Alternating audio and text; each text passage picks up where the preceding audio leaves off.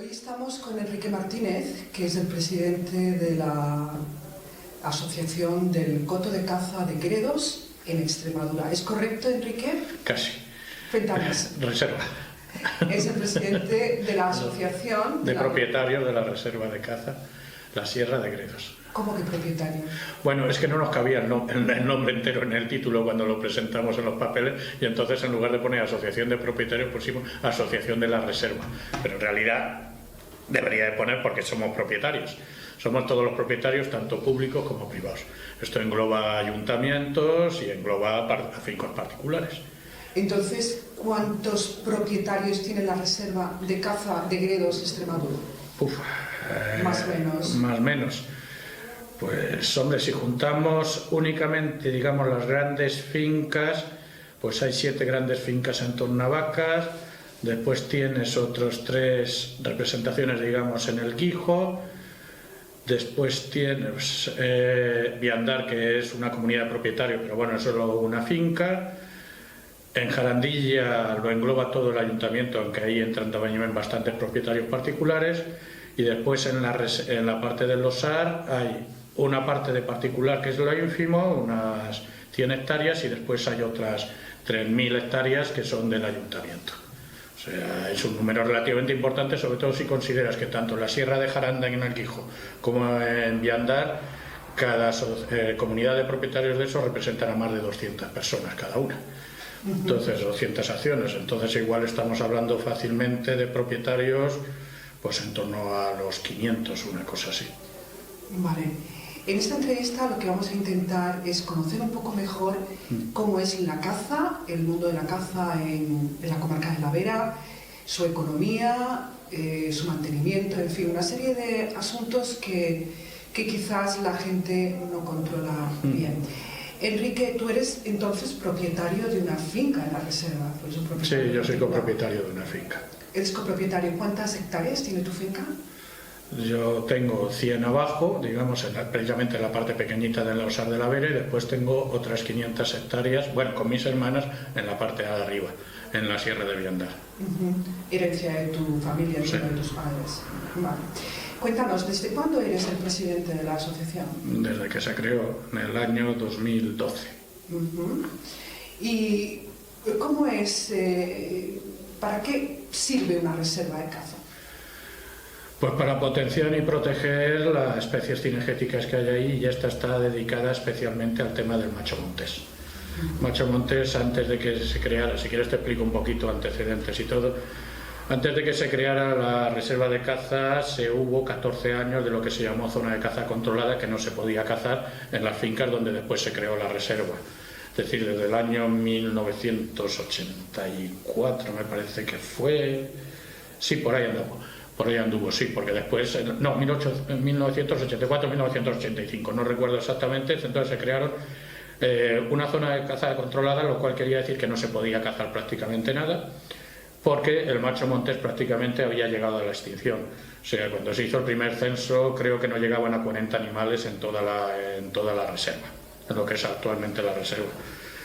Y después de 14 años se siguieron haciendo censos y se comprobó que había habido una regeneración muy buena, que ya rondaban en torno a los 2.500 animales. Y ya se decidió pues crear una figura muy parecida a la que ya existía en Ávila, precisamente, la reserva de Ávila, pero en la zona de Extremadura, que no ha permitido a partir de entonces el poder explotar cinegéticamente las fincas, y con unos resultados realmente muy positivos. ¿Tenéis también un censo de los animales se hace un censo al año? Vale, ¿y podrías darnos unas cifras en este momento de cómo es? Pues según el último censo, hombre, no es oficial, pero los datos me los han dado esta mañana precisamente, no llegan a los 3.000 animales, pero falta muy poco, 2.900 y pico animales, con una proporción aproximada de un 50% de hembras y de machos. Vale. Supongo que la caza siempre se caza al macho. No, también se caza a la hembra. Ajá. La caza, hombre, por gestión, tú no puedes tener sobrepoblación de un sexo sobre el otro. Siempre te interesa llegar aproximadamente a un 50% aproximadamente. Entonces, si hay un exceso de hembras, matan más hembras, si hay un exceso de machos, matan más machos. Y sí, y se caza prácticamente un número muy parecido tanto de machos como de hembras. Lo que pasa es que el valor económico no es ni parecido. El macho, incluso el pequeño, alcanza un valor importante, sobre todo en los últimos años, y la hembra, aunque sigue siendo, para mi gusto personalmente, sigue siendo una especie cara, pero vamos, no es ni la 10ª parte de lo que cuesta un macho nunca. Vale, pues cuéntanos cómo funciona el asunto de cazar en una reserva. Vosotros cada año establecéis unos periodos de caza, entiendo. Vamos, nosotros no. La reserva como tal, lo que es la gestión de la reserva, no la hacemos nosotros. La gestión de la reserva la hace la Administración, la Junta de Extremadura. A nosotros lo que sucede es que para compensarnos por tener las fincas incluidas dentro de la reserva, se nos otorga lo que se llama el canon de compensación. El canon de compensación, según la ley, puede ser de dos maneras, puede ser o económico o en especie. La Administración, y hombre, nosotros creo que económicamente no nos viene mal, porque el mercado varía, estás a la vicisitud del mercado, pero nosotros nos lo darán en especie. ¿Qué quiere decir eso? Que nosotros nos dicen cada año el número de animales que se deben de recechar. Hay una parte que se destina a la oferta pública, que es lo que se saca a sorteo, que es un número parecido al nuestro, pero de valor económico bastante inferior, porque el acuerdo es un 80-20, un 80% del valor económico de lo que se vaya a cazar es para los propietarios y el 20% es para la administración, para la oferta pública.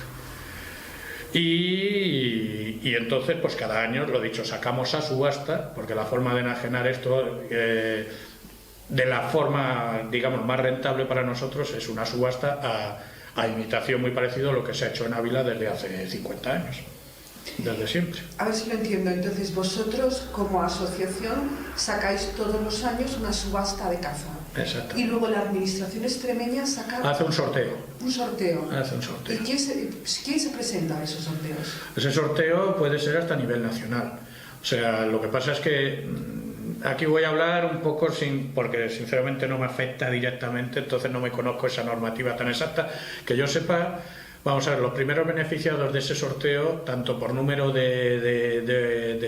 digamos, de animales que les puede tocar, como por precio económico, son los cazadores locales, de los términos donde están enclavados la reserva. Después entra el valor autonómico, los cazadores a nivel autonómico, y después a nivel nacional.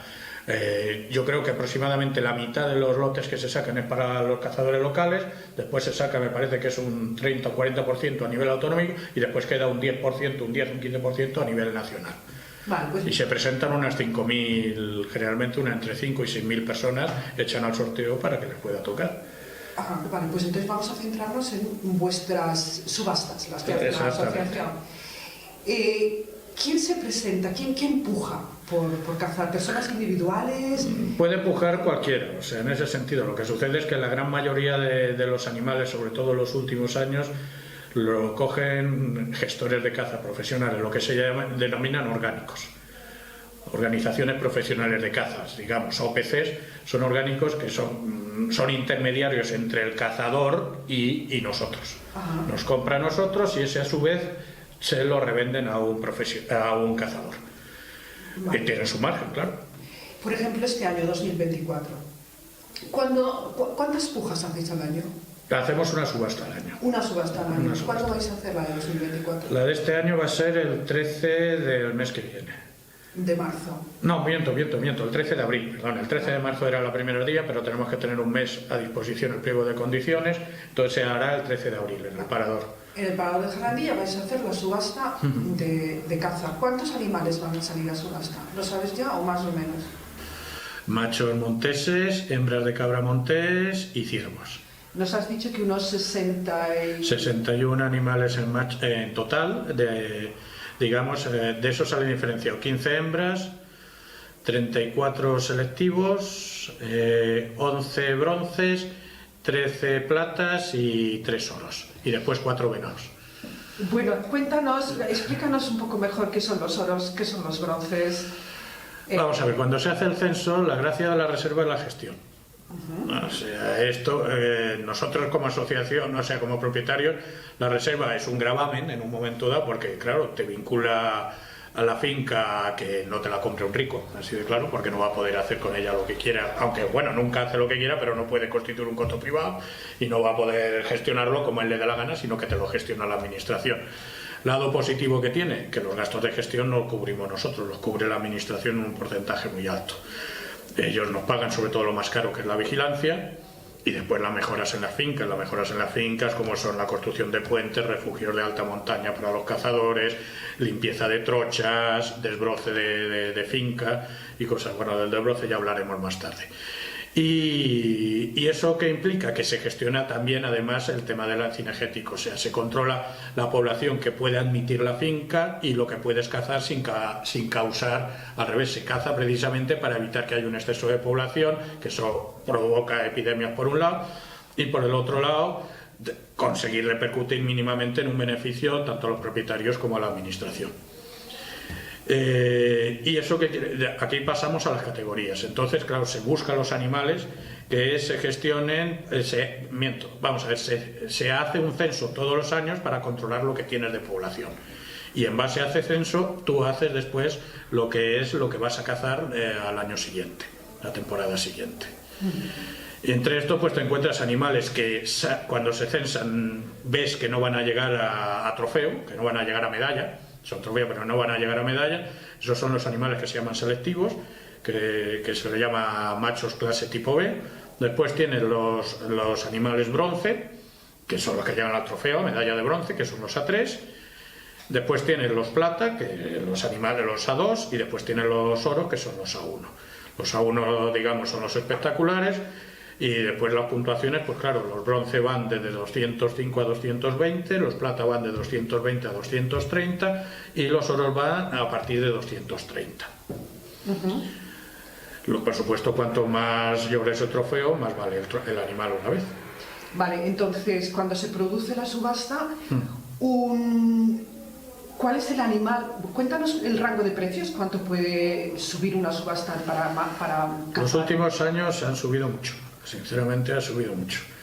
Los primeros años que empezamos, prácticamente la mitad del valor, porque digamos el valor de un animal en la subasta tú cobras lo que se llama la cuota de entrada y por otro lado después cobras la medición, la puntuación, lo que mida el animal. En los primeros años la cuota de entrada era prácticamente un 50% del precio final, o sea, cobrabas la mitad, digamos, por la cuota de entrada y la otra mitad por los puntos. A medida que van pasando los años, el macho montés cada vez ha valido más. Además, encima ha habido influencias. En Beceita han tenido un problema serio con la sarna, que ha provocado que ese mercado se haya reducido mucho.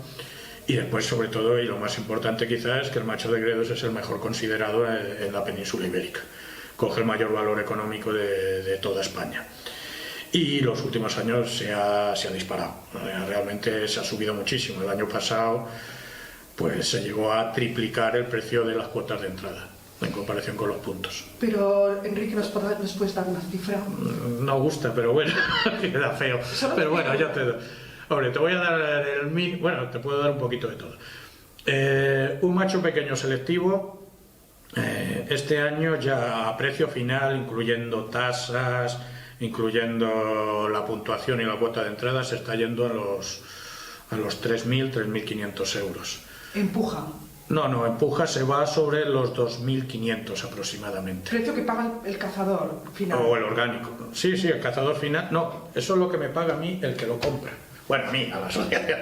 Ese es el que lo paga la asociación al que lo compra. Después, como lo suele comprar un orgánico, ese después lo vende al margen que él considere. O sea que matar... Igual el animal le cuesta al cazador final a lo mejor 500 euros más o 1.000 euros más. Le puede costar perfectamente. 3.500... Pues se puede ir a 4.500, una cosa así, en ese sentido. Hay que considerar, hombre, yo tengo que defender un poquito el orgánico en el sentido de que el orgánico realmente le hace toda la cacería al cazador. El cazador está pagando como una agencia de viajes, digamos, en ese sentido, pero le suele organizar lo que son los billetes de avión, lo que es la estancia, lo que es la comida, lo que es la organización para gestionar los permisos. Esto lleva un trabajo burocrático no muy importante, pero no pequeño, que además hay que conocerlo. Quizás sea una de las principales labores que yo tenga, que es precisamente aconsejar y gestionar cómo tienen que hacerlo. Y esas cosas, hay que pagar una serie de tasas, está lo que se denomina las tutelas si el cazador no es europeo, ni está homologada la licencia. Está lo que es la cesión precisamente del lote, el otorgamiento, que también, bueno, un montón de historias, o sea, administrativas que hay que llevar. Y bueno, volvamos a los precios ya. Y te pongo el ejemplo más caro, son los A1, pues esos animales, el precio final, pues se puede poner fácil, a precio final pagado a la asociación en torno a los 21 o 22.000 euros. Una pieza. Una pieza.